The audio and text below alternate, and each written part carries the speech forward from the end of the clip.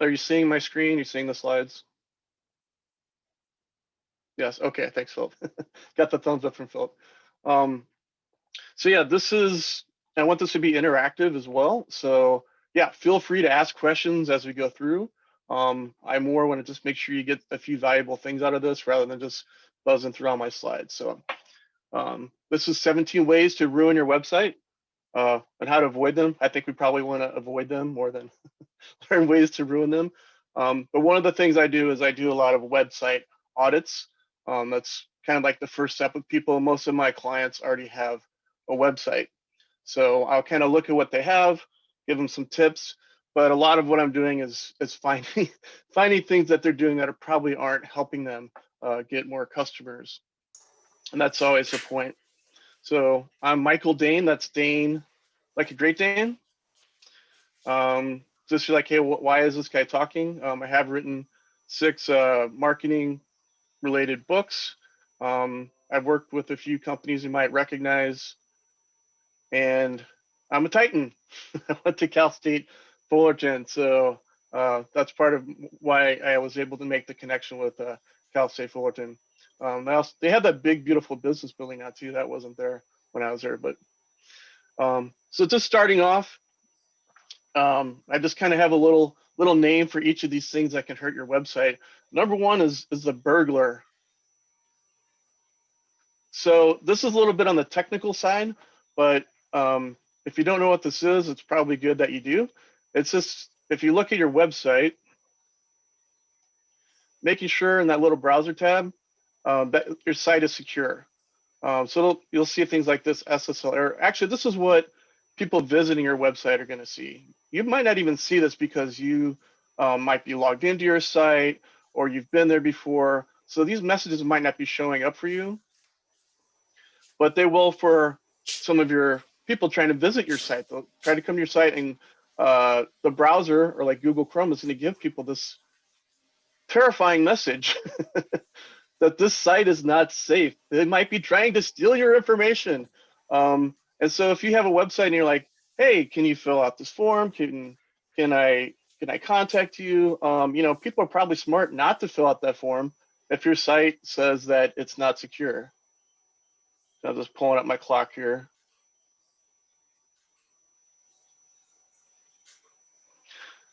So they can go to your site if they click on this if they feel brave, but most people aren't even going to know what's happening. And then I found this site as I was looking around. I thought it was kind of funny. And my friend Adam here helps people a lot with their security as well. Cybersecurity brain, security awareness, secure your business, not secure. So again, you want to make sure that you have that on your website. It's very basic. All the websites I build, I use Squarespace to build websites, and it's just built in to what you get when you use that platform. So, but a lot of the sites that I audit have an issue with this, that they're not secure.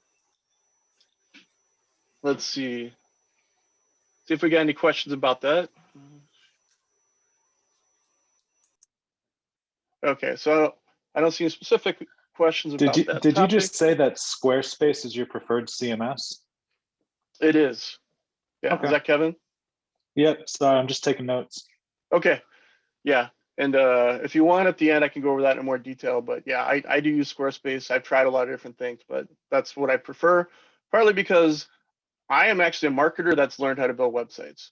And that's the things I'm telling you too. This is all about marketing. It's about actually getting clients. It's not about how cool my site looks or, I've got a 3D spinning globe. It's about actually getting people to become clients and customers. Okay, so the next one I call the plain label. So on the top of the browser tab, so in WordPress, if you don't put anything there, it's just gonna have that little WordPress icon. Squarespace does it too. It's just like a blank box. So this is part of your branding. So you definitely want to have your logo in that browser tab. Does anybody know what the name of that little icon is? Adam, you can come in. You can go ahead and say it on the mic, or it's a favicon. Favicon. Yeah, favicon. I call it favicon because I think it kind of stands for favorite icon. I'm not really sure where the word came from, but yeah, so that's just part of your branding and showing that, hey, I'm a professional, I know what I'm doing, or I had a professional person do my site. And again, websites are really about establishing yourself as an authority and confidence that people can trust you. Over 80% of people will go look at your website before they do business with you, even if you do most of your business in person. And so all these little things just show that you're a professional and that you have, good branding and things like that. So sorry, Philip, not to pick on you guys, but here's the favicon for the Center for Entrepreneurship. And you probably can't even control that. I'm not really sure what this is. It kind of looks like it's a document that somehow got turned into the icon for the website. But just to be clear to you, and sorry, it's a little blurry, I had to blow these up. Just having that simple icon that goes in the browser tab, it's part of your branding. I also go through this a lot with clients that if they're designing a logo, some of them want something really complicated with a lot of words that explain a lot of things, or it's three-dimensional. But the reason why a lot of the modern logos are so simple and flat is because it's got to look good, in this tiny little browser tab or on a billboard. So your logo needs to be able to scale. So this is one of the tests too. If you're designing a new logo, like, is it going to show up? Is it going to look good in this tiny little tab? Okay, this is the I Can't Has Kitty Vitties. So yes, that's cat speak. I don't know. Some of you might not have heard of that before, but there's a whole language of cats on the internet. So, I look at people's websites and this is just a no-no right here. This is like prime real estate on your site. So you've done a lot of hard work. You've gotten people to come to your website. Maybe you're posting on social media or sending out email newsletters, or maybe you've bought ads. Someone comes to your website and you're like, oh, cool, check out Facebook.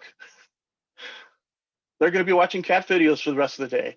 Forget they're even on your website. So we don't want to use this area, prime real estate on our website to send people away to where they're going to be distracted. YouTube, are you serious? Like, is anybody ever coming back? YouTube's they want to keep them there. So just that idea that we want people are going to convert on our website. That's where we control the message. So we want to use social media to drive people to our website, not the other way around.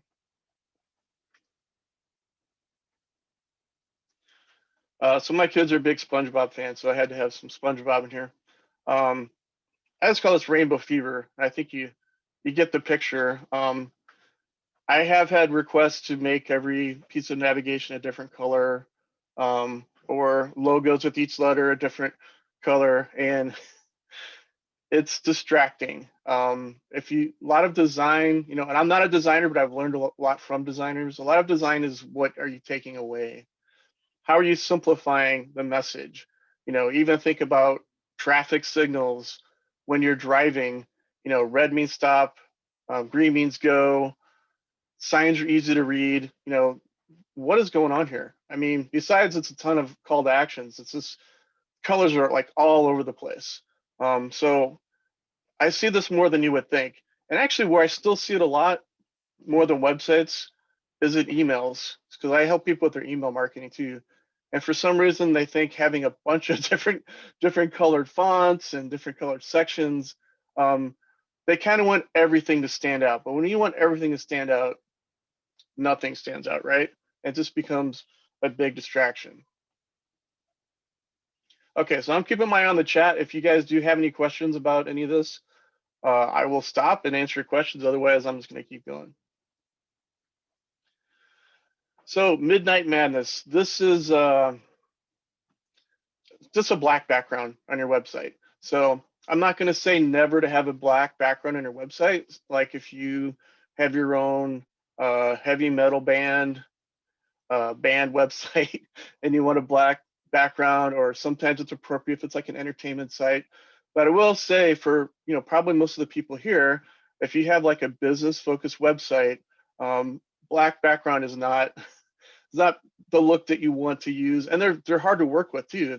If you're inserting images and things like that, it tends to not look right. You're gonna have white borders around your images and things like that. So in general, we want to stick with, like a plain white background, maybe little off-white. It's also, it's also very easy on the eyes. And using another little trick is to use gray font, like not use black letters, but actually use like a darker gray font. All those things are easier on people's eyes, especially older people like me in my 50s. So having those things help my eyes, but they also help anybody, even if they're, a young person.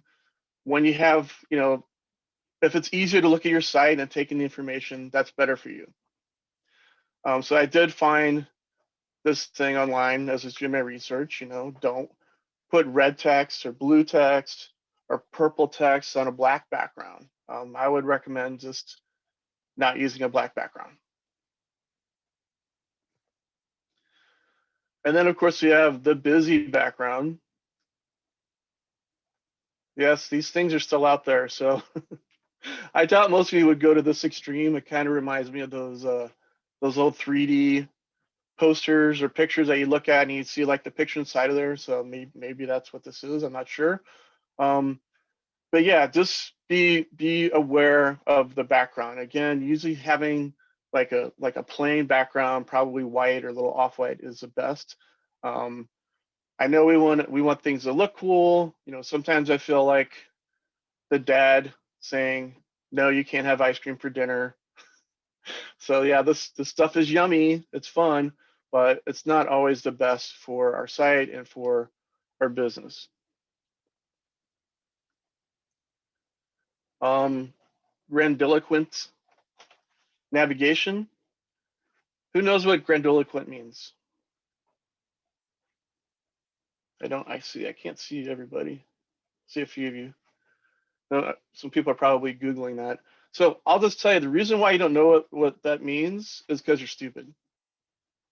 So, okay, I'm just kidding. But what that word means is you're kind of pompous and condescending in your language that you use. Like, okay, I know what this means, and if you don't, it's probably because you're just not really on the inside. You don't really know what's going on. So we don't want to do that with our website visitors. I always say too, don't innovate on navigation.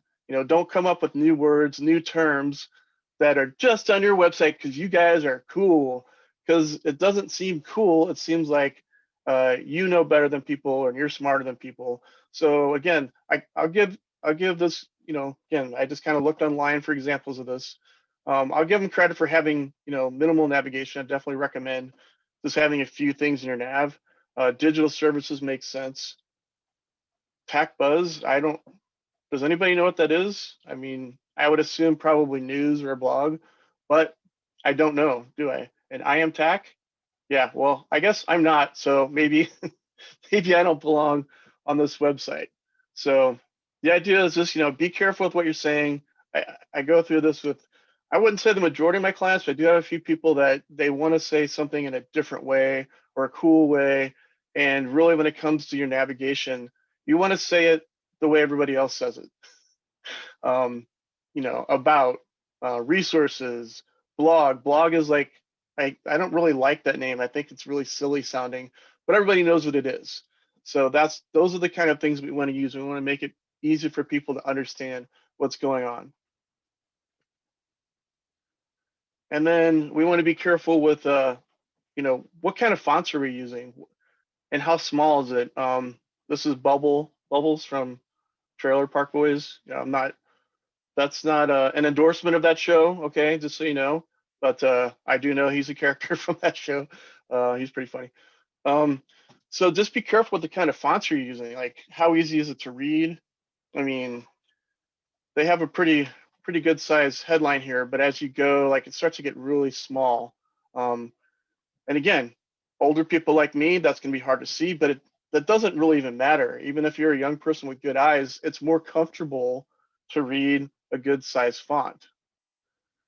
So for like the normal size font, so like a normal paragraph font, what do you guys think is probably the best or most recommended for websites today? You could just unmute if you want to say, if nobody wants to take a guess. Jeannie? Yeah, I'll say 24 or 30. Okay, so for this paragraph font, so that would be like this here, like the normal font on your site. And it even, if you're looking at, the styles, it'll say normal font. So Jeannie's saying 24, 30. So that might be a little bit on the larger side. Usually what's recommended is 18 is like the most recommended. But I would say a lot of sites I look at are, 12, 14, or maybe 16. So just little things like that, it just makes your site easier to read. And it also shows that, you have, it does make it look more professional. It looks like you kind of know what a website is supposed to look like. So particularly if you are, doing any kind of marketing, digital marketing, this is part of your branding. But then, yes, as you get into the headings, I'd say probably even go up to like 36 point type. Okay, Adam said 20 to 24. What do you use on your website, Adam? I can't pull the CS. When I pull it, it's 11 to 13.5, but that's not what it looks like on the actual site. So I don't know. I'd have to talk to my web design person, or maybe I should talk to you.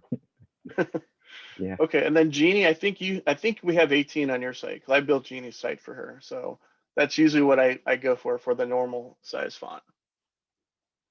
So yeah, we're geeking out on fonts. If you really want to geek out, check out this movie called Helvetica. Helvetica. Anybody seen the Helvetica? Okay, yeah, you gotta be really geeking out on fonts if you watch Helvetica. Whole movie about fonts. Okay, so I call this one the rabbit hole. And here's the example. I don't know if you've had the fortune of being on this website, but it is terrible. It is absolutely terrible. So if you want to actually apply for unemployment, which sometimes that happens, that's how I knew about this.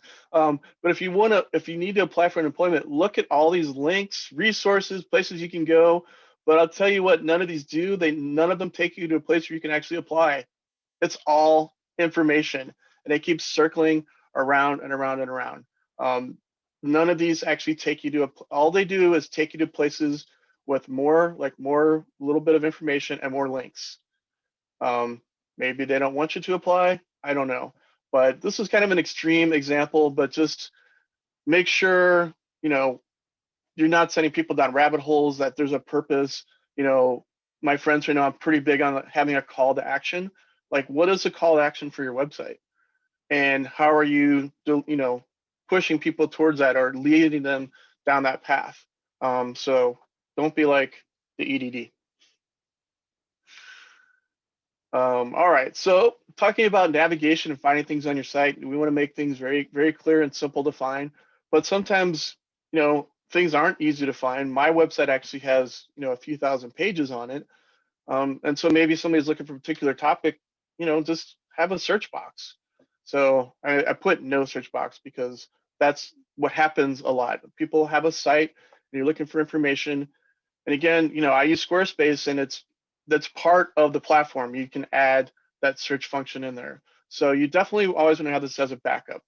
I say if someone looks at your site, they pretty much should know what you're trying to do and what your call to action is without navigating.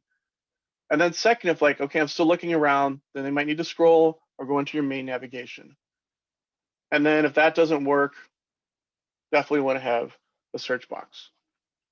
That's Nancy Drew, by the way, for us so older timers, I'll say. Okay, mobile schmobile. So I think we all know mobile is important. I don't think we have to say that, but you'd be surprised what you see out there. People aren't always paying attention to that, or they're not building their sites that are mobile friendly. So you can see on the left here, I'm sure you guys still see this on your devices or your phone or your tablet. You go to a website and it's like a full-scale website trying to render on a little tiny screen. It just doesn't work. You can't really tell what's going on. So this is a mobile-friendly site. And also, what we would call today, you want a mobile responsive site. So again, even in the past, and there's still some WordPress templates that essentially you have a regular website and a mobile website, which made sense at the time, but this is much better for it to be actually mobile responsive. So when I use the Squarespace templates, it will move and resize images, make the text bigger, change where the navigation is so it makes a little bit more sense. And it's not just going from a full desktop site to a mobile phone. It will scale depending on the size of the device. So maybe you have a 7-inch tablet, maybe you have a 12-inch tablet. It's going to just move the content around so it fits the screen the right way.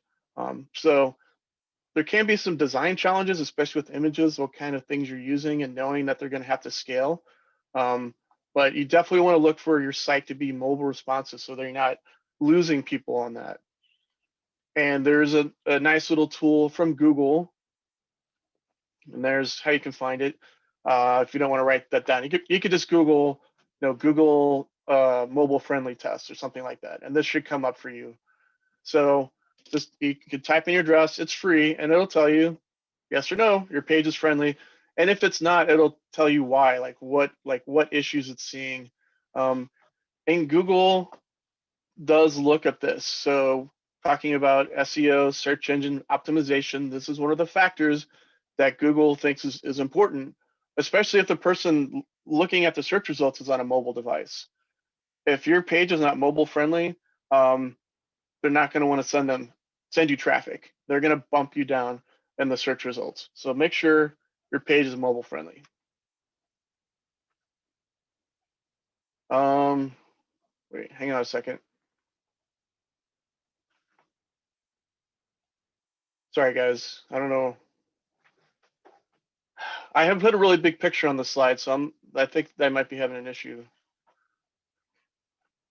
Shoot. Okay, Jeannie's saying Google reacted to this. Maybe Adam can come over and help me with my computer because I'm having an issue here. You guys see any good movies lately? Okay, so no, I put that in there. This as an example of the slow loader. Zootopia, anybody? This guy's hilarious. He steals the movie. Yeah, so you don't want your page to be slow. So besides this being a terrible experience for people just looking at this, and they're probably going to leave your site. They're just going to click away. Again, Google doesn't like slow loading pages. It's like it doesn't like pages that aren't mobile friendly. It doesn't like slow loading pages. And hey, it happens to everybody. MichaelDane.com, I got a 9. So I got, and this, unfortunately, this is rather recently. So I got to figure out what I did. Usually what slows down your page is big pictures, big images. So you can actually shrink them down. They don't need to be that big to look okay on your website.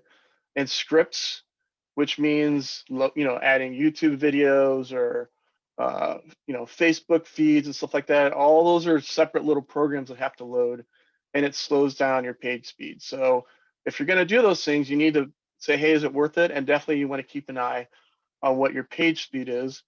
And again, Google has a free tool for that. Oh, sorry, Adam, I didn't mean to trick you. Adam said I tricked him. But yeah, so there's a free tool from Google, and it'll tell you, and also not just, hey, it's slow, but this is what we think is slowing down your website. So I don't usually have an issue because I use Squarespace, but I'm thinking I must have put some code or something on there that's slowing it down. So that's something I need to take care of. So again, it happens to everybody. So the welcome mat, just personally, this just kind of bugs me. So yeah, we're picking on Chris Offenberg again. I don't know if you remember him from the social media, the kitty viddies. But you don't need to say welcome really anywhere. But that's kind of an old-fashioned thing to say welcome on your homepage. But usually when I see this, I'm like, okay, whoever did this doesn't really know what they're doing. And this is really valuable real estate. This is where you should be saying, the best auto dealership in the area, schedule a visit, that call to action right there. And instead it says, welcome to family of dealerships, which I don't even think is grammatically correct. But Yeah, so you don't want to do this. You don't want to say welcome. And also, kind of a double whammy. They're really, using valuable real estate in not a good way. Okay, so Adam, thanks for sharing that, Adam, on the page speed, 28 out of 100. So you beat me, but something's going on. Yeah, and you should see a list there too. It'll kind of tell you some of the things I think it's going on and slowing down your site. The Homer, again, kind of similar to the welcome. You don't need home on your website. It's taking up an extra piece of navigation, and if you're on a website and you want to go back to the home page, what do you do? What do you click on? You can put in the chat, or you can just say it on the audio. What do you click on? Yeah, so Adam says the logo, and I agree that with Adam that, yeah, you click on the logo, and then like we were saying before, you want to navigate like other people navigate on their website. So you don't need this. And I think by now most of us know you click on the logo when you want to go to the homepage. So it's just wasting real estate. And it looks kind of unprofessional. All right, I'm gonna let you finish, but first I'm gonna interrupt you. Don't have things that autoplay on your website. Another good rule of thumb is you always want to let the visitor to your website control the experience. Read what they want to read, watch what they want to watch, listen to what they want to listen to. I go crazy sometimes, like, where is that coming from? Like there's a video playing or something like that. So it's really obnoxious. So make sure you're not auto playing music, auto playing videos, things like that. Some of the modern browsers like Chrome actually will block that. They won't even let you do it. So just be careful with that. And just a word on videos too, any kind of content, make sure it's really good. people, it's really worth watching. It's worth playing the video. I worked with a client that put together a video about how to look at their website. And it's like, it doesn't really even make sense. So just make sure any kind of content, it's good, and it's directing people towards your main call to action. So this is, I got to get this in here. This is probably my favorite meme. I don't know why, it just cracks me up every time. It's not Ned Stark, no, it's Boromir. It's Boromir from Lord of the Rings, and he's saying one does not simply walk into Mordor. This isn't an easy thing. So I can imagine him just saying, like, one does not simply take action on your website. So he would really not like my website, kind of where that Offenberg had the welcome message. This is what I have, custom websites and email campaigns by Michael Dane, get a free consultation. Boromir like, yeah, you can't just simply ask people to do something. But yeah, I'm gonna have to go against you, Boromir, sorry. And this is a screenshot of my website. If you look here, I doubt you can read this, which is fine, but I bet you know where I want you to click. On the red boxes, right? And it's all really the same call to action to get that consultation, to have that free meeting with me, have me do a website audit for you. That's how I get to know you and prove my skills to you. So what if you don't speak English? I think you still probably know where you're supposed to click if you look at that. So if you take nothing away from the day, that's the most important thing, that your website needs a call to action.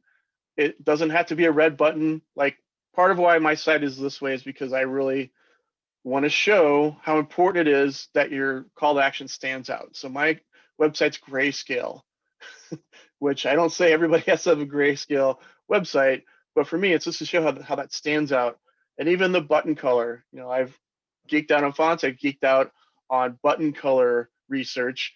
So some people say, oh no, not red, it means stop. It should always be green. And again, going through all these studies, really in the end, what is important is that your button stands out. It's not really, the color almost doesn't matter. It's just that it's going to jump out on the page. So look, if you have a website, look at your website. Do you know what you want people to do?